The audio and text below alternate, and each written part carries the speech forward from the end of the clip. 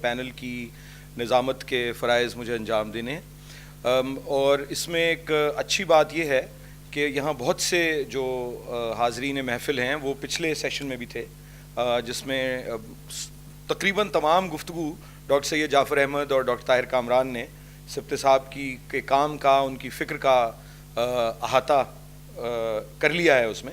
تو یہ آپ اسے ایک تسلسل سمجھیں پچھلے سیشن کا، اور وہاں جو مباحث کچھ بحث چھڑی اور ادھوری رہ گئی کچھ، تو اس کو ہم کوشش کریں گے کہ آگے بڑھائیں. اور بہت ہی خوشی کی بات یہ ہے کہ ڈاکٹر طاہر کامران یہاں ہمارے پینلسٹ ہیں، کسی تعارف کے محتاج نہیں ہیں، اور حوری نورانی صاحبہ بھی یہاں موجود ہیں، یہ پچھلے سیشن میں بھی تھیں، اور ان کو اس بات کا، ان کے والد ملک نورانی صاحب، ان کا جو کنٹریبیوشن ہے، اور انہوں نے جس طرح سے اس سلسلے کو مکتبہ دانیال نے جاری رکھا، حوری نے جاری رکھا. کتابیں بہرحال کبھی مہیا ہو جاتی ہیں، کبھی نہیں بھی ہو پاتی، لیکن حوری نے اس سلسلے میں مزید گفتگو بھی کی جا سکتی ہیں، یہاں کچھ مشورے بھی لیے اور دیے جا سکتے ہیں. یہ پچھلا سیشن خاصا پرمغز تھا، ظاہر ہے، اس میں بھی ہم کوشش کریں گے، لیکن ڈاکٹر صاحب کی جو گفتگو تھی اس کو آگے بڑھاتے ہوئے، اس سے پہلے اگر کچھ ذاتی حوالے سے بھی ہم بات کر لیں سبتے صاحب کے سلسلے میں، تو حوری، میں آپ سے گفتگو کا آغاز کروں گا کہ آپ کا جو ان سے تعلق، کیونکہ آپ نے بچپن سے انہیں دیکھا اور بہت وقت گزارا، اور ان کی کتابیں کا چھاپنے کا عمل، اور پھر یہ جو پورا ایک سلسلہ رہا، تو اس پر اپنی کچھ ذاتی جو آپ کی یادیں ہیں وہ بتائیے. ایسا ہے کہ میں انہیں سبتے انکل کہتی تھی، اور سبتے انکل ہی کہوں گی کیونکہ تعلق وہ تھا ان کے ساتھ. تو ہمارے گھر میں نے تو بچپن سے یہی دیکھا کہ کبھی فیض صاحب آ رہے ہیں، کبھی سبتے صاحب آ رہے ہیں، کبھی کیفی اعظمی آ رہے ہیں، کبھی جعفری صاحب آ رہے ہیں.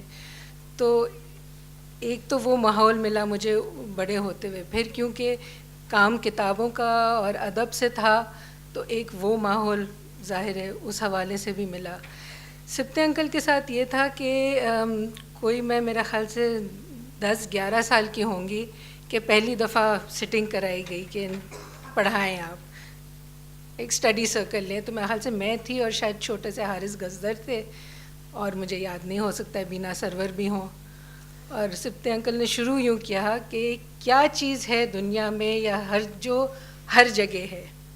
اب ظاہر ہے بچہ ہی تھی، میں نے کہا رنگ، کسی نے کہا کچھ اور، نہیں دیکھو یہ نہیں ہوتا ہے، وہ نہیں ہوتا ہے، اور آخر کر کے وہ آئے اس پہ کہ مادہ، میٹر. اب for that age matter is such an abstract thing. ابھی کچھ پڑھا نہیں تھا، اتنا کچھ نہیں، ابھی جانا تھا، ڈائلیکٹیکل مٹیریلزم بھی پڑھنا تھا، ہسٹوریکل مٹیریلزم بھی، but it made me think کہ ہاں یہ کیا چیز ہے، what is matter and why is he seeing that از.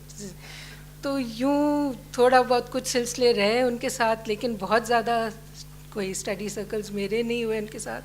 اور جس زمانے میں انہوں نے نوجوانوں کے ساتھ اسٹڈی سرکل لینے شروع کیے، جن میں میری بھائی بھابھی بھی جاتے تھے اور بہت سارے دوسرے دوست بھی تھے، اس زمانے میں میں باہر پڑھ رہی تھی ماسکو میں، اور ظاہر ہے وہاں میں نے پھر یہ ساری چیزیں پڑھیں، اور پھر واپس آ کے میں نے ماضی کے مزار پڑھا، اور مجھے لگا کہ یہ کتاب تو ہر ایک کو پڑھنی چاہیے. اگر یہ پڑھ لیں تو پھر کوئی ڈاؤٹ ہی نہیں رہتا چیزوں کے بارے میں، ایسی چیزیں.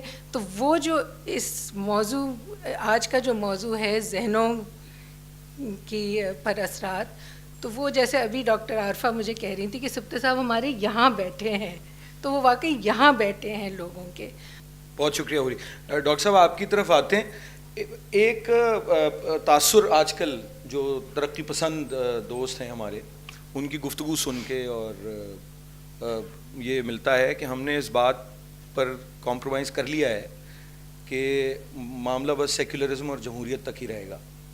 تو جب سبتے حسن صاحب کی بات ہوتی ہے تو سبتے حسن صاحب کا جو بنیادی نظریہ اور جس نظریے کی انہوں نے ترویج کی، وہ ڈاکٹر صاحب نے جیسے فرمایا، وہ محض معاملہ جو ہے وہ اقلیت پسندی، سیکولرزم اور جو جمہوریت اور وفاقیت پہ نہیں رکتا.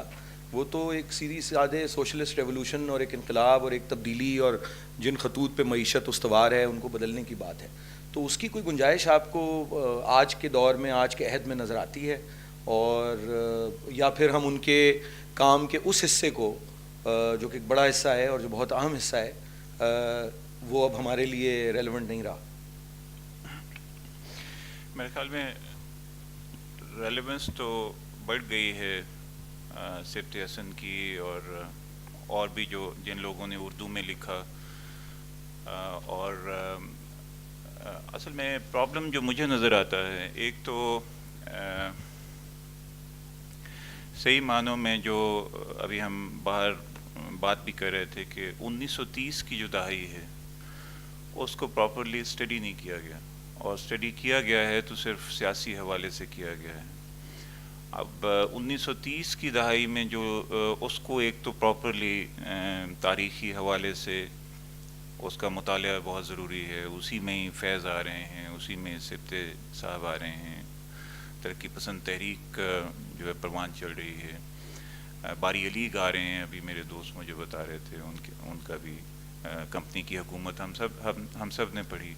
تو وہ ایک طرح سے 1930 میں جو ایک سیاسی طور پہ جو اب ہسٹری کو جس طرح سے کنسٹرکٹ کیا گیا ہے, دو قومی نظریہ, اور وہ اپنی جگہ پہ ہے. وہ ایک نیشنلسٹک پاکستانی نیشنلزم کا ایک پروجیکٹ ہے, وہ اس کو سامنے رکھ کے وہ ساری باتیں ہو رہی ہیں. اور وہ خاص طور پہ اس وجہ سے بھی ہو رہی ہیں کہ 1970 کے بعد سے درسی کتابیں جو ہیں وہ جماعت اسلامی کے لوگوں نے لکھیں. اور وہ چونکہ پڑھنا ہر ایک کے لیے ضروری ہوتا ہے, سو جو مائنڈ سیٹ بنا وہ اسی طرح سے بنا. اور ابھی جو ہماری تاریخی شعور ہے وہ ہم بہت اکثر بات یہ کرتے بھی ہیں, وہ ہم میں سے بیشتر لوگوں کا نسیم حجازی کے ناولوں نے بنایا, وہ سبت صاحب نے نہیں بنایا. سبت صاحب بعد میں آئے ہیں, وہاں پہ پھر انسان چوز کرتا ہے کہ سبت صاحب ایک سیریس سنجیدہ تحریر لکھتے ہیں, نسیم حجازی ایک ماضی کی رومانویت میں آپ کو لے جاتا ہے. سو اس کے اوپر ہائیڈلبرگ میں کام بھی ہوا ہے کہ پاکستانی جو تاریخی شعور ہے, دا ہسٹوریکل سینسیبلٹی جو ہے وہ کن عناصر نے بنائی. تو یہ جو سارا, اور 1947 کے بعد جس طرح کا ایک یہاں پہ ڈسکورس وجود میں آیا, اس میں آپ کو مذہبی رجحان بہت زیادہ, قرارداد مقاصد کی صورت میں فضل الرحمان, عبدالرب نشتر, یہ سبھی بہت ہی مذہبی آدمی تھے. اور آپ اگر وہ قرارداد مقاصد کے ارد گرد جو تقریریں ہوئی ہیں ان کو آپ دیکھیں تو جو ہے ایک خاص رجحان آپ کو ملتا ہے, اور وہ رجحان آگے جو ہے وہ پروان چڑھنا شروع ہوتا ہے. تو اس دور میں یہ لوگ ہیں, سبت حسن صاحب بھی ہیں, سجاد ظہیر بھی ہیں, فیض صاحب ہیں. تو اور تب ایک آویزش آپ کو نظر آتی ہے, دو پیرلل سسٹم آف تھاٹس ہیں جن میں ایک ڈائلیکٹیکل ریلیشن شپ ہے.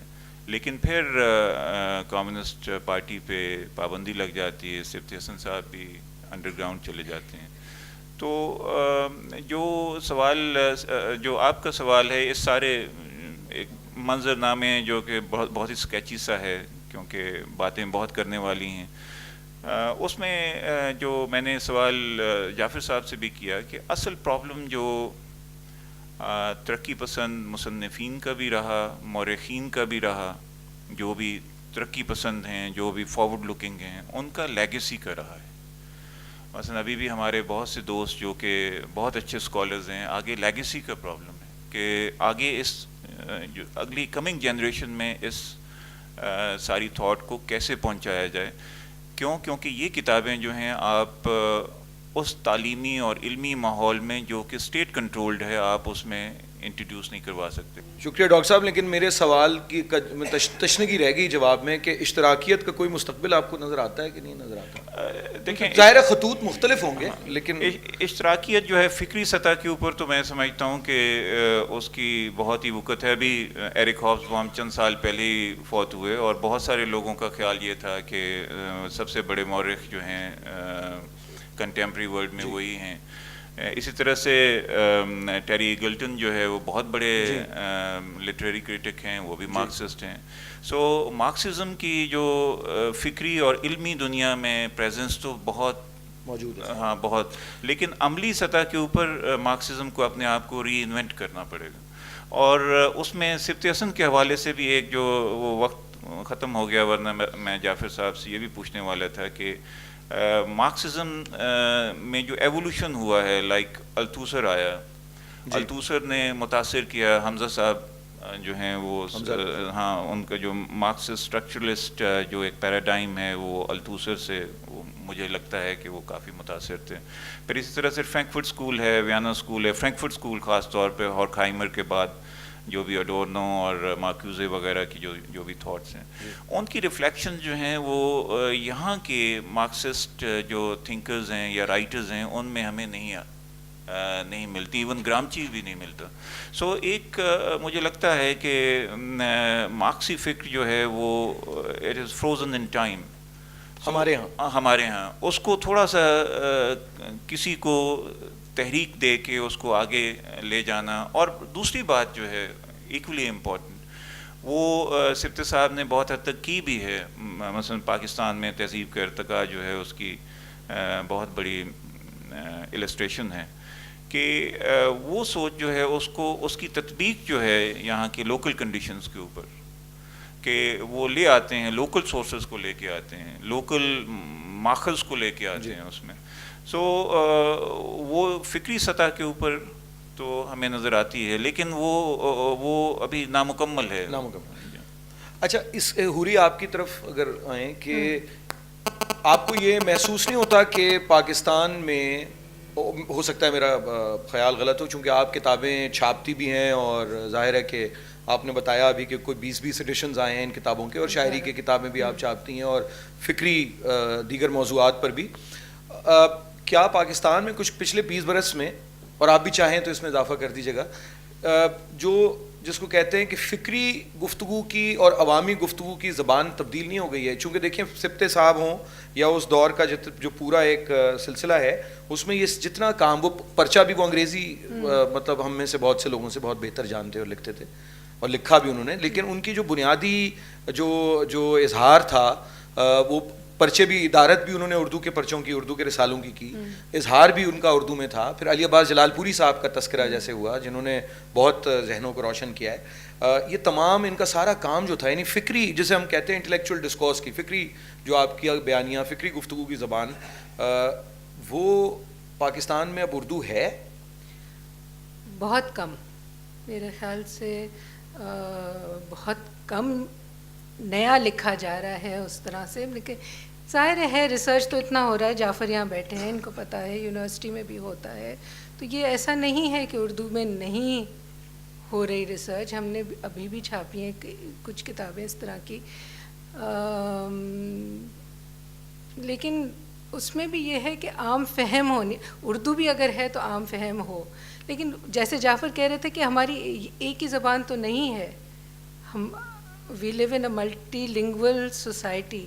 تو اگر سندھ کا ہی, میں بھی سندھ کے بارے میں زیادہ جانتی ہوں, تو سندھ میں تو بہت کام ہو رہا ہے اور سندھی میں بہت کتابیں چھپ رہی ہیں اس طرح کی. سو دیر از دیٹ ڈسکورس. ڈاکٹر صاحب, ان کی جو حوری نے بات کی, ڈاکٹر جعفر احمد نے بھی فرمایا تھا پچھلے سیشن میں کہ وہ بہت سے ایسے, آپ نے جب لیگیسی والا سوال کیا, کہ بہت سے ایسے ان کے نظریات اور خیالات تھے جو ایک عمومی جو فکر ہے اس کا حصہ بن چکے ہیں, تو یہ لیگیسی ہے, یہی کامیابی ہے. لیکن ایک طرف تو یہ ہے, مگر دوسری طرف بے انتہا اسپیس جو ہے وہ شرنک ہوئی ہے جیسے آپ نے, تو یہ کامیاب ہوئے ہیں ہمارے پرکھے. ہمیں تو, ہم جیسے لوگوں کو, کچھ لوگوں کو تو انہوں نے بدل دیا, ان کی ذہن سازی کر دی یا نئے طریقے سکھا دیے چیزوں کو پرکھنے کے. مگر یہ کس حد تک کامیاب ہے؟ ایک ذرا ایک امید کی بات اپنی جگہ, رجائیت اپنی جگہ, لیکن کس حد تک مطلب یہ کوئی کامیابی انہیں ہوئی ہے یا نہیں ہوئی؟ اور پھر ڈاکٹر صاحب بعد میں جب آپ کی طرف آئیں گے سیشن. دیکھیے, اس میں جو میرا اپنا خیال ہے وہ میں نے کچھ عرصہ پہلے ایک سوچا تھا ایسے پاکستان کے جو تعلیمی کلچر کے حوالے سے. تو مجھے جو ایرک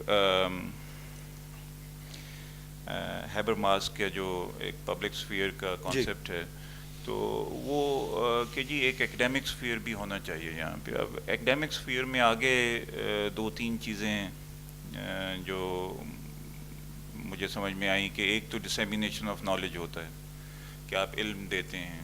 سبتے صاحب نے یا فیض صاحب نے ان لوگوں نے علم دیا ہے آگے, ہم لوگوں کو متاثر بھی کیا ہے. دوسری سٹیج پروڈکشن آف نالج کی ہے. اچھا, پروڈکشن آف نالج کے لیے آپ کو ٹرین کرنا ہے آگے. جو میں یہ کہہ رہا ہوں نا کہ لیگیسی نہیں بن رہی, لیگیسی اسی وجہ سے نہیں بن رہی کہ پروڈکشن آف نالج کا جو آرٹ ہے وہ آگے ٹرانسفر نہیں ہو رہا. اور تیسرا training of the people how to produce knowledge. یہ جو ہم پی ایچ ڈیز کرواتے ہیں, ایم فلس کرواتے ہیں, تو پروڈکشن آف نالج چونکہ جو ان کے ایڈورسریز ہیں انٹلیکچوئل سفیر میں وہ تو کرتے رہے ہیں. ان کی کتابیں اردو بازار مثلا لاہور کا آپ جا کے دیکھیں, وہاں پہ کون سی کتابیں بک رہی ہیں. وہاں پہ 95% وہ ایک مخصوص طرز کی کتابیں بک رہی ہیں. اور اگر میں اپنی اردو میں کوئی لکھی ہوئی ایسی کتاب چھپوانا چاہوں تو وہ مجھے 50 چکر لگانے پڑیں گے اور پھر پیسے دے کے چھپوانی پڑے گی. لاہور میں اسی طرح کا ہی سلسلہ. مکتب دانیال جو ہے ہماری رسائی میں نہیں ہے انفارچونیٹلی. تو جو یہ جو فکر آگے بڑھتی ہے اور نئی نسل جو ہے اس کو متاثر کرتی ہے وہ تھرو پروڈکشن آف نالج کرتی ہے. ٹھیک. سو وہ پروڈکشن آف نالج جو اس پرٹیکولر ریلم میں وہ یہاں پہ مجھے تو ہوتا ہوا نظر نہیں آ رہا. حوری, آپ نے کمیون کا ذکر کیا جو آپ کے گھر کے دوسرے حصے میں تھا. اس وقت جو مزاحمت کا جو دنیا میں سلسلہ ہے وہ جیسے عراق کی جنگ کے خلاف کوئی ایک دن دنیا کے 10 بڑے شہروں میں 1.5 کروڑ لوگ مجموعی طور پر نکلے, مگر اس کا ظاہر ہے کہ نتیجہ کچھ نہیں نکلا, اور اس پہ گفتگو ہوئی. تو اس میں ایک جو مرکزے کی غیر موجودگی, ایک نیوکلیس نہیں ہے ریزسٹنس کا کوئی.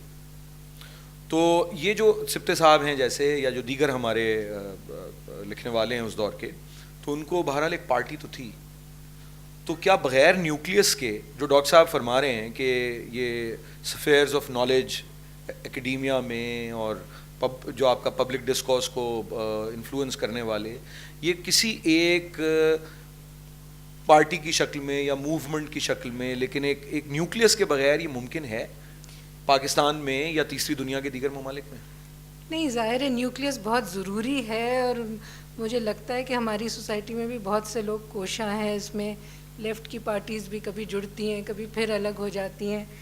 تو ظاہر ہے اس نیوکلیس کے بغیر بہت مشکل ہے, لیکن اسپیس اتنا نیرو ہوتے جا رہا ہے ہمارے یہاں ان چیزوں کے لیے. یہ سوچنے کی ضرورت ہے کہ یہ اس کو کس طرح سے اب کاؤنٹر کیا جائے. یہ جو ایک نئی ٹرمینالوجی ہے سول سوسائٹی کی, اس سول سوسائٹی کو کس طرح سے اس ڈسکورس میں لایا جائے, کیونکہ اس وقت تو وہ بڑی ویگ سی ایک ہے وہ civil society. It's not channelled, it's not یہ کسی لیفٹ کے ارد گرد چینل نہیں ہے, یا little bit left of centre بھی نہیں جسے کہا جاتا ہے. اور نہ ہی ہماری کوئی ایسی پارٹیز رہی ہیں. ہم پیپلز پارٹی جو پاپولر پارٹی اس کو بھی نہیں کہہ سکتے کہ وہ لیفٹ آف سینٹر ہے اس وقت. تو ظاہر ہے you are right, there has to be a nucleus for these thing. اب کچھ ذرا سوال جواب اور گفتگو کا وقت ہے ہمارے پاس. تو میں سب سے پہلے ڈاکٹر جعفر احمد سے ایکچولی میں خود گزارش کروں گا کہ وہ جو سوال میں نے آپ سے کیا تھا. یہ تو روشن خیالی کا قصہ ایسا ہے کہ اس میں معاشرے کو آگے سے آگے بڑھنے کی ضرورت ہے. میرا کہنا صرف یہ ہے کہ یہاں پہ بہت اس موضوع پہ بات ہوئی کہ اب وہ چیزیں نظر نہیں آ رہی ہیں جو زمانے میں ہوتی تھیں. دیکھیے میں دراصل ڈاکٹر صاحب سے بھی اختلاف کروں گا کہ چیزیں صرف اکیڈیمیا میں نہیں ہوتی ہیں, اکیڈیمیا کے باہر بھی بہت کچھ ہو رہا ہوتا ہے. اور ہمیں کیونکہ تھوڑا موقع ملتا ہے کہ یونیورسٹیوں میں بھی گھومتے پھرتے ہیں, لیکچر دے رہے ہوتے ہیں, یونیورسٹیوں کے باہر بھی جا رہے ہوتے ہیں, تو میرا اپنا تو امپریشن یہ ہے کہ پاکستان میں بہت سمجھے کہ ایک پیاس بھی ہے, اور اس پیاس کو بجھانے کے کچھ نہ کچھ ذرائع بھی بہرحال ہیں, لوگ چیزیں پڑھتے ہیں, باہر کی چیزوں کے تراجم بڑی تعداد میں ہو رہے ہیں. جو چیز مسنگ ہے پاکستان میں, جس کا بالکل اب آج کے دونوں پروگراموں میں ذکر نہیں ہوا, وہ یہ کہ دیکھیے سبت حسن اور فیض صاحب جس زمانے میں کام کر رہے تھے تو جبر ان کے اوپر ریاست کا تھا. اب ریاست کا جبر ہی نہیں ہے, بلکہ معاشرے میں اتنی بڑی قوت آ چکی ہے جو روشن خیالی کی مخالف ہے. اور اس سے بھی بڑی ایک اور چیز, کارپوریٹ سیکٹر کا میڈیا. یہ جو کارپوریٹ سیکٹر کا میڈیا ہے, اس میڈیا میں کسی روشن خیالی کو داخل ہونے کی اجازت نہیں ہے. یہ رمضان کے مہینے میں جس طرح کے پروگرام کرتے ہیں, یہ جادو ٹونوں پہ پروگرام کرتے ہیں, یہ سفلی علوم کا جو ہے وہ تدارک کر رہے ہوتے ہیں ٹی وی پہ بیٹھ کے. کبھی آپ نے دیکھا کہ اس طرح کی کوئی گفتگو فیض صاحب کے بارے میں ٹی وی چینلز پہ ہو رہی ہو, یا سبت حسن صاحب پہ ہو رہی ہو, یا سجاد ظہیر کی سینٹینری ہوئی اس موقع پہ کسی ٹی وی چینل نے سجاد ظہیر کو ٹچ کیا ہو؟ یہ جو ایک بہت بڑا گلوبلائزیشن کا ایک پہلو ہے کہ اس نے سرمایہ دارانہ نظام کو صرف ریاست کے ذریعے سے نہیں بلکہ کلچر کے ذریعے سے ہمارے اوپر تھوپنے کی کوشش کی ہے, اور ہم سب لوگوں کو کلچر کا کریٹر نہیں رہنے دیا. جی آپ یہ ہے کہ جو بھی ہم باتیں کی گئیں کس لیگیسی کو آگے نہیں بڑھایا گیا, اس میں ہماری لیفٹ کی تحریک اور ہمارے کچھ لیفٹ کے لوگوں کا قصور ہے. آفٹر فیض اور سبت حسن صاحب کے بعد جنہوں نے ترقی پسند تحریک یا کمیونسٹ پارٹی کے عہدے تو اپنے پاس رکھے, لیکن ان کو اپنے انڈر میں قبضہ کر کے رکھا. اب میں ایز اے سیکٹری پنجاب ہوں انجمن ترقی پسند مصنفین کا, اور ہم نے ابھی 20 یونٹ پنجاب میں بنائے اور گلگت بلتستان آزاد کشمیر اور وہاں پہ بھی یونٹ بنائے. تو سوال یہ ہے کہ اس سے پہلے جو یہ لوگ تھے وہ ہم نے ان کو اپنے دھارے میں کیوں باہر رکھا؟ کمیونسٹ پارٹی یا ورکرز پارٹی ہو یا انجمن ترقی پسند تحریک ہو, جب ہم 10-15 کانفرنس سال 1.5 سال کے عرصے میں بیجر اسحاق پہ, جلیانوالہ باغ اور بھگت سنگھ اور عصمت چغتائی, راجندر سنگھ بیدی پہ انہی سرکاری اداروں میں کر کے ان کر سکتے ہیں اور پھیلا سکتے ہیں. تو یہ کام ہم اگر رائٹ یا مذہبی جماعتوں میں ٹھیک ہے ان کا ایک اپنا پوائنٹ آف ویو ہے, لیکن اس نقصان کو پہنچانے میں ہمارے سینئرس کا بھی آتا ہے جنہوں نے ان تحریکوں کو قبضے میں. اچھا, آپ کے سوال میں جواب بھی چونکہ پنہا ہے تو میں سٹیج پہ آنے سے پہلے یہ جو نوجوان ادھر بیٹھے ہوئے ہیں دو, سب شہیم صاحب آپ کی طرف بعد میں آتا ہوں میں ذرا.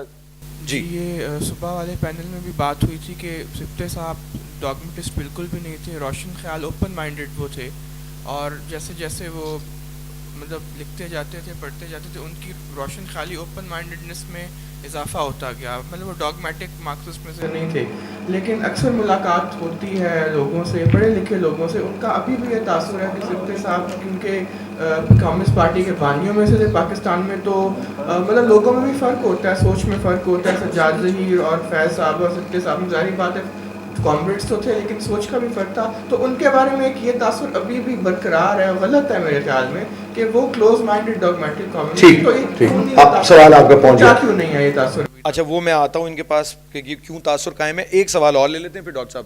سر آپ نے جو بات کی تھی کہ 1949 کے بعد ہی جو ایکسپلینیٹری پالیٹکس شروع ہوئی تھی, پھر 1974 میں, پھر 1979 میں سونیفیکیشن آف اسٹیٹ کی بات کی آپ نے. مائک نزدیک کر سر اس حوالے سے میں یہ کہنا چاہتا ہوں سر, جو اکثر لیفٹ کے لوگ تھے نیشنل عوامی پارٹی میں جس کو بھٹو صاحب نے بین کیا تھا 1970s میں, اس میں اکثر لوگ بات کرتے تھے کلاس کے لیفٹسٹ تھے اس میں. تو میں آپ کے آرٹیکلز بھی پڑھتا رہتا ہوں دی نیوز میں, تو وہاں پہ آپ کا جو فوکس ہے سر وہ ان ایشوز پہ تھوڑا سا کم ہے, اور آپ کا جو یہ احمدی والا ہے اور سونیفیکیشن آف اسٹیٹ وہاں پہ آپ کا فوکس زیادہ ہے.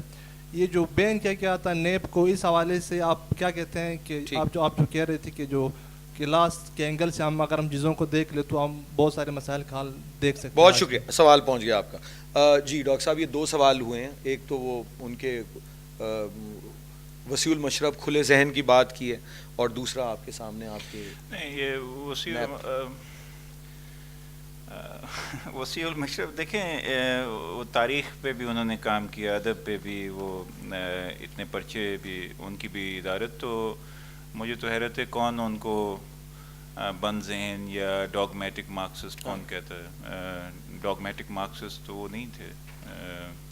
وہ انہوں نے بلکہ یہ پاکستان میں تہذیب کا ارتقاء جو خاص طور پہ کتاب ہے وہ ہمارے ہسٹری میں چونکہ کافی پڑھی بھی جاتی ہے اور اب ہمارے جی سی یو میں تو اس کے اوپر کوئی ریویو کروانے کا بھی ایک پرماننٹ سلسلہ ارادہ ہے بعض اساتذہ کا. تو ایسا تو نہیں ہے کہ ڈاگمیٹک ہیں، وہ ادب کو بھی بیچ میں لے کے آتے ہیں اور لوکل سورسز کو بھی، یہ میں نے بات کی بھی تھی، لوکل سورسز مثلا سرگودا کا ایک قبیلہ ہے بھلوانا، اس کا ریفرنس جو ہے وہ پتہ نہیں کہاں سے انہیں ملا، وہ ہی براٹ اٹ ان، تو ڈاگمیٹک تو نہ ہوئے. اچھا دوسرا وہ نیشنل عوامی پارٹی کے حوالے سے انہوں نے دوست نے سوال کیا. دیکھیے نیشنل عوامی پارٹی کا میں نے ان کی جو پوری ہسٹری ہے وہ بہت، اور میرا خیال ہے اس کے اوپر ایک کام ہونا چاہیے. آلٹرنیٹیو ہسٹری اصل میں پاکستان میں لکھی نہیں گئی، اور اس کے لیے بہت گنجائش موجود ہے کہ آپ مختلف اینگل سے، مختلف وینٹیج پوائنٹ سے آپ ہسٹری کو دیکھیں اور اس کو لکھیں. وہ جو میں پروڈکشن آف نالج کی رٹ میں لگا رہا ہوں وہ یہی ہے کہ اس کے اوپر کام ہوتا نہیں ہے، آپ ایک ہی زاویے سے چیزوں کو دیکھتے چلے جاتے ہیں. میں نے تو جو یہ بڑی ہی عجیب بات ہے کہ وہ لیل و نہار کے کچھ پرچے ہماری لائبریری میں پڑے ہوئے تھے، تو میں نے ان کو دیکھنا شروع کیا. تو وہاں پہ کسان کانفرنس کی پوری داستان احمد بشیر صاحب کی بھی اور شفقت تنویر مرزا بھی. Shafqat Tanveer Mirza had been very kind to me. لیکن وہ پہلی دفعہ مجھے پتہ چلا کہ انہوں نے کسان کانفرنس ٹوبا ٹیک سنگھ کی جو ہے وہ اس کو بھی کور کیا تھا. تو وہاں پہ جو جتنی تعداد میں اور جتنی طرح سے اور جتنی ایتھنیسٹیز سے کسان اکٹھے ہوئے تھے، تو وہاں سے ایک سوال پیدا ہوتا ہے کہ بھئی وہ کلاس کانشیسنس تھی تو وہ لوگ وہاں پہ آئے تھے. میں جو اس کو اپروچ کر رہا ہوں وہ نیب کے ریفرنس سے نہیں کر رہا، میں تو اس کانفرنس کے ریفرنس سے کر رہا ہوں جہاں پہ بھاشانی صاحب بھی آئے، جہاں پہ فیض صاحب بھی آئے، جہاں پہ سبھی لوگ اکٹھے تھے. تو اب سوال یہ ہے کہ اگر وہ کلاس کانشیسنس کسانوں میں ہے جو کہ سب سے بڑا طبقہ تھا تب، تو پھر 71 میں ٹوٹ کیسے گیا؟ دس از اے کویسچن. تو پھر یہ بھی ذہن میں آیا، اور یہ بہت ہی خطرناک بات ہے اس کو پبلک فورم پہ کرنا، کہ کیا پھر اس کلاس کانشیسنس سے بچنے کے لیے کیا آپ کے بوجوازی نے کہا کہ ملک ٹوٹ جانے دو؟ یہ ایک سوال ہے. کہ یہاں پہ بھی ایکسکلوژن آئی. تو کلاس کانشیسنس جو ہے وہ نیب کے حوالے سے میں جواب نہیں دے سکتا آپ کو، کیونکہ میں نے سوچا بھی نہیں اس کے اوپر اور مجھے غالباً ابھی پتہ بھی نہیں ہے.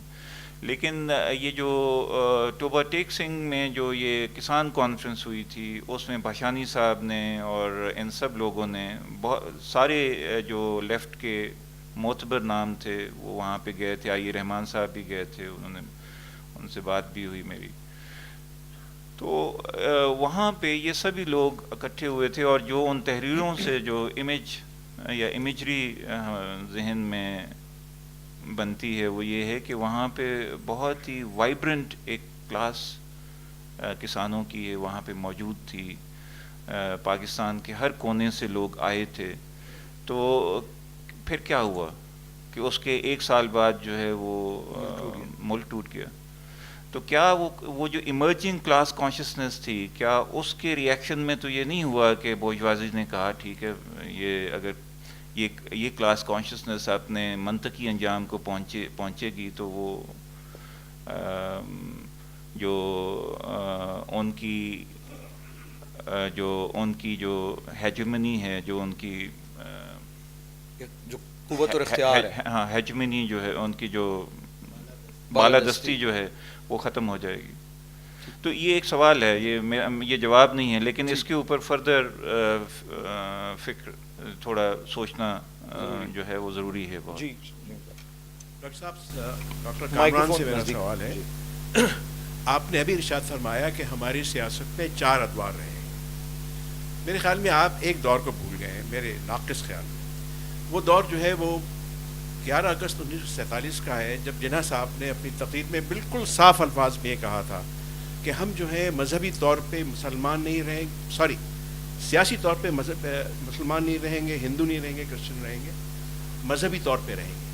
میرا سوال یہ ہے کہ یہ بات جو ہے آگے کیوں نہیں بڑھائی گئی؟ ایک تو مجھے پتا ہے کہ سپریس کیا گیا اس کو, لیکن اس کے باوجود اس کو کیوں نہیں اٹھایا گیا؟ اور آج تک یہ بات جو ہے یہ نہیں کہی جاتی ہے اتنی کثرت سے جتنا ضروری ہے, نہ اور اس پہ کوئی ریسرچ ہوئی. جی آپ درست فرما رہے ہیں. 11 اگست کو کی سے جو ایک میرا تو خیال یہ ہے کہ جناح صاحب کی وفات کے بعد جو ہے اصل کہانی شروع ہوتی ہے.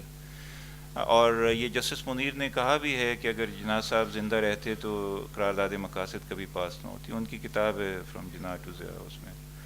اور جو میں نے کچھ عرصہ پہلے کرسچنز کے اوپر کام کیا تھا, پنجاب کے کرسچنز کے اوپر, تو وہ پھر بعد میں اس کو تھوڑا اس میں سے جو بہت ہی اسکیل پہلو ہیں ان کو حذف کر کے تو اخبار میں بھی کچھ قسط وار, تو اس میں جو میری بات سمجھ میں آئی, مجھے نہیں پتا, آپ میں سے کوئی مجھے بتائے گا کہ جناح صاحب مسجد میں کتنے تواتر و تسلسل کے ساتھ جاتے تھے. لیکن وہ ہولی ٹرینیٹی چرچ میں ضرور گئے تھے کراچی میں تھینکس گیونگ میں, اور انہوں نے کئی ہمارے ایف سی کالج کے پرانے پروفیسرز تھے, انہوں نے بھی بتایا کہ کافی سارے کرسچنز کو انہوں نے کہا تھا کہ بھئی یہ تمہارا ملک ہے, you have to serve this country. تو جناح صاحب کا جو سیاسی ویژن جو مجھے نظر آتا ہے وہ تو انکلوژنری تھا. اس میں وہ یہ مسلم غیر مسلم کی تقسیم مجھے تو نظر نہیں آتی. جی آگے ڈسکورس کس طرح سے کنسٹرکٹ ہوا, کون سے ویسٹڈ انٹرسٹ تھے, اس کے اوپر بہت ساری آراء ہیں, اور وہ اپنے اپنے جگہ کے اوپر بہت ہی سختی سے قائم ہیں. اور بعد میں اور قرارداد مقاصد میں یہ ولی نصر نے بھی اپنی کتاب میں لکھا ہے کہ جب وہ پاس ہوئی تو مودودی صاحب نے باقاعدہ مبارک کا پیغام بھیجا تھا شبیر احمد عثمانی کو کہ یہ ہماری فتح ہے. تو ایک جو پرابلم بنیادی طور پہ پاکستان میں ہے وہ یہ کہ اقلیت کا جو رائے ہے وہ زیادہ معتبر ٹھہرتی ہے, اور اس کو کیسے ختم کیا جا سکتا ہے اس میں یہ ایک بہت ہی پیچیدہ عمل ہے جس میں سے ہم سب کو گزرنا پڑے گا. جی ہاں, میرا سوال دونوں سے ہے, اور بلکہ میں آپ سے بھی حارث خلیق صاحب درخواست کروں گا کہ آپ بھی جواب میں کنٹریبیوٹ کیجیے گا. کہ ہمارے لاہور کے سابق ڈپٹی کمشنر اور بے باک لہجے کے شاعر مصطفیٰ زیدی نے کہا تھا, رات کا روپ بھی بیدار, چراغاں بھی خفا, صبح یاراں بھی خفا, شام غریباں بھی خفا, زندگی دھوپ کا میدان بنی بیٹھی ہے, اپنا سایہ بھی گریزاں, تیرا داماں بھی خفا. جب زندگی دھوپ کا میدان بن جائے اور اپنا سایہ بھی گریزاں ہو جائے تو ایسے میں سمجھتا ہوں کہ ادب ہی سروں کا سائبان بنتا ہے. تو ہمارا جو عصری ادب ابھی جو تخلیق ہو رہا ہے وہ ذہن سازی میں اور ترقی پسند فکر کو آگے بڑھانے میں کیا کردار ادا کر رہا ہے. تو جیسا کہ ڈاکٹر صاحب نے فرمایا تھا کہ ہمارا صحافت جو ہے وہ کارپوریٹ کلچر کی ترجمان بن گئی ہے. تو کیا ایسا تو نہیں ہے کہ ہمارا ادب بھی صحافت کے نقش قدم سے چلتا ہوا کارپوریٹ کلچر کی؟ بہت شکریہ. میرا خیال ہے ڈاکٹر صاحبہ ہاں آپ کر لیجئے پہلے بات, پھر حوری آپ اس کا جواب دیں کیونکہ آپ چھاپتی ہیں کتابیں. ایک چیز جو ہے میں یہ بھی وہ سمجھنے کا عمل ہی ہے کہ میرا خیال یہ ہے, اور میں نے یہ سوال بھی بہت سارے لوگوں سے کیا, کہ جتنے بھی بڑے نام ہمارے ادب میں بھی اور ہمارے آرٹ میں بھی آئے وہ سبھی وہ لوگ تھے جو کہ 1947 سے پہلے ٹرینڈ تھے. ایک ایسی فضا میں یہ سمجھتا ہوں کہ تہذیبی اور ثقافتی حوالے سے جو 30 اور 40 کی دہائی ہے وہ بہت ہی زرخیز یہ دور تھا. وہ ایک ایسی فضا میں سے نکلے تھے جس میں کہ مختلف ثقافتی دھارے رواں دواں تھے. اب پاکستان بننے کے بعد جو مجھے بات سمجھ میں آتی ہے وہ یہ کہ جو جنریشن جب سے وہ جنریشن ختم ہوئی ہے جو کہ 1947 سے پہلے جس کی ٹریننگ ہوئی تھی یا تربیت ہوئی تھی, تب سے یہاں پہ تہذیبی طور پر, ثقافتی طور پر, ادبی اعتبار سے بھی آپ کو تھوڑا تھوڑا بنجرپن آتا ہوا نظر آتا ہے. اور اس کی وجہ یہی ہے کہ جب آپ ایڈیولوجیکل سٹیٹ کی بات کرتے ہیں بغیر سوچے سمجھے، تو ایڈیولوجیکل سٹیٹ جو ہے اس کی سب سے بڑی تجسیم جو ہے وہ تو پھر اڈولف ہٹلر کا نازی جرمنی تھا، یا میسولینی کا فاشسٹ اٹلی تھا، جی، جس میں کہ کوئی بھی متبادل جو فکر ہے اس کو آپ برداشت ہی نہیں کرتے. تو متبادل افکار جب رہیں گی، وہ ان کو ترویج یا ان کو پروان چڑھنے کا موقع ملے گا، اور وہ ایک دوسرے سے ٹکرائیں گی، اور کبھی کبھی ان میں اتصال بھی ہوگا، تو نئی فکری راہیں تبھی کھلتی ہیں. سو اس وجہ سے unity, but unity and diversity اور the other way around, that's the answer to the. جی ہوری. میں یہ سمجھتی ہوں کہ جو سماج میں تضادات چل رہے ہوتے ہیں، جو بیٹل آف آئیڈیاز چل رہے ہوتے ہیں، وہ ظاہر ہے ہر چیز میں ریفلیکٹ کرتے ہیں، اور وہ ادب میں بھی کرتے ہیں. تو ایسا نہیں ہے کہ جہاں تک ایون میڈیا کی بات ہے تو پرنٹ میڈیا اور الیکٹرانک میڈیا میں بہت فرق ہے. پھر آپ کا سوشل میڈیا آ جاتا ہے، اس میں بہت فرق ہے. لوگ اپنا سارا غصہ اس پہ وینٹ کرتے ہیں. تو اسی طرح سے ادب میں بھی ہے کہ ٹھیک ہے، رجت پرستی بھی ہے، مگر ساتھ ساتھ فہمیدہ ریاض بھی لکھ رہی ہیں، کشور ناہید بھی لکھ رہے ہیں، ہمارے نئے جو نوجوان ہیں حارث خلیق وہ بھی لکھ رہے ہیں، عطیہ داؤد لکھ رہی ہیں، نوجوان عطیہ داؤد بھی لکھ رہی ہیں، اور مختلف زبانوں میں بے شمار لوگ لکھ رہے ہیں، بہت اچھا ادب بھی لکھ رہے ہیں. تو وہ تضادات تو ہوں گے، لیکن ظاہر ہے کہ ایسا نہیں ہے کہ اچھا. ہاں میرا خیال ہے آگے بڑھتے ہیں. کہ آخری سوال ہمارے برطانیہ سے تشریف لائیں. میرا نام ایوب اولیاء ہے، میں لندن سے آیا ہوں، اور فیض کلچر فاؤنڈیشن کا کنوینر بھی ہوں، 2 دفعے پریزیڈنٹ بھی رہا ہوں. تو میرا سوال ڈاکٹر طاہر کامران سے اور نوری صاحبہ سے، حارث سے، ڈاکٹر جعفر سے، کیا ہم ایک فیلڈ سوسائٹی نہیں ہیں؟ میرے خیال میں فیلڈ اسٹیٹ نہیں ہے، کیونکہ مولویت نے اتنا ہم پہ غلبہ جمایا ہوا ہے. اس کو کم کیا جائے. پیڈ امام نہیں ہونے چاہیے. جو شخص علم دین جانتا ہے وہ کسی وقت بھی نماز کے وقت میں امامت کرائے.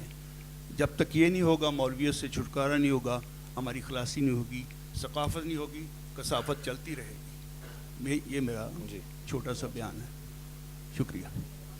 سر آپ نے کہا کہ جناح صاحب جو تھے وہ انکلوزیو پولیٹکس کے حامی تھے. وہ ایتھنیسٹی یا لینگویج کے حوالے سے کتنے انکلوزیو تھے؟ یہ میرا سوال ہے. وہ بھی اسپیچ ان کی مس انٹرپریٹڈ ہے. اس کا جواب جی شکریہ. جی ڈاکٹر صاحب دونوں سوال آپ ہی سے ہوئے. دیکھیے سیاسی اعتبار سے وہ انکلوسیو تھے، لسانی معاملے میں میرا خیال ہے جناح صاحب کلیئر نہیں تھے، اور غالباً انہوں نے اس معاملے کے اوپر پراپرلی غور و خوض بھی نہیں کیا تھا. اور وہ ریپرزینٹ اس طبقے کو کر رہے تھے جو کہ ایک مخصوص تہذیبی اعتبار سے وہ یا ثقافتی اعتبار سے ایسے ایک طبقے کو ریپرزینٹ کر رہے تھے جو کہ اردو بولنے والوں کا تھا، یا خود وہ کہ گجراتی ایتھنیسٹی سے تھے. تو وہاں پہ دیکھیں کہ ایک اور بات جو بہت ہی امپورٹنٹ ہے، دنیا میں تاریخ میں کوئی بھی ایسی ہستی نہیں ہوتی جس کو کہ کلہم آپ ڈیفینڈ کر سکیں. بعض چیزیں اس کی ڈیفینڈیبل ہوتی ہیں، بعض نہیں ڈیفینڈ ہو سکتی، اور بعض کو وہ کرنا بھی نہیں چاہیے. کیوں کریں آپ؟ ٹھیک ایک شخص ہے، وہ ایک مخصوص وقت میں اچھا کام کرتا ہے، اگلے وقت میں وہ برا کام بھی کرتا ہے. سو یہ چیز جو ہے خاص طور پہ تاریخ کے طلبہ و طالبات کو یہ پیش نظر رکھنی چاہیے کہ ایک وقت میں وہ ان کی جو بھی فکر و عمل تھا وہ بہت اچھا تھا، ان کے بعض فیصلے تھے وہ ٹھیک نہیں بھی ہو سکتے. سو یہ اچھا جی دیکھیے جی میرا اپنا خیال یہ ہے کہ فیصل دیو جی نے ایک دفعہ ادھر آکسفورڈ میں یہ بات کی تھی اسلام کے بارے میں کہ اس ویسٹرن امیجنیشن جو ماڈرن اسلام ہے وہ، اور اس میں جو ویسٹرن امیجنیشن ہے اس کا مطلب جو بعد میں ڈسکشن بھی ہوئی کہ یہ جو ریچولائزیشن کا اتنا زیادہ یہاں پہ کہ لوگ اب مسجدوں میں بہت جاتے ہیں، حج کے اوپر بہت جاتے ہیں، اور اسی تناسب سے ہی آپ کے معاشرے کا انحطاط بھی ہو رہا ہے. سو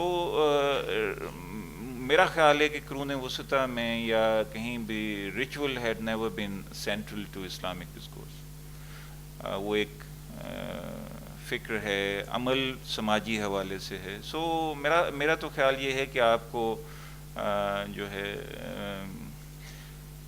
اسلام کی اسلامی فکر کی تشکیل نو کی ضرورت ہے،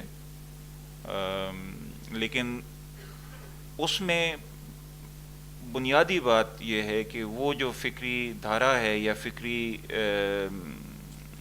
سرچشمہ ہے وہ آپ کی سرزمین سے پھوٹنا چاہیے، وہ ایران اور عرب سے نہیں آنا چاہیے. بہت بہت شکریہ. خواتین و حضرات، آپ تمام کا بہت بہت شکریہ. ڈاکٹر طاہر کامران کا، حوری نورانی صاحبہ کا، اور آپ تمام کے یہاں موجود ہونے کا.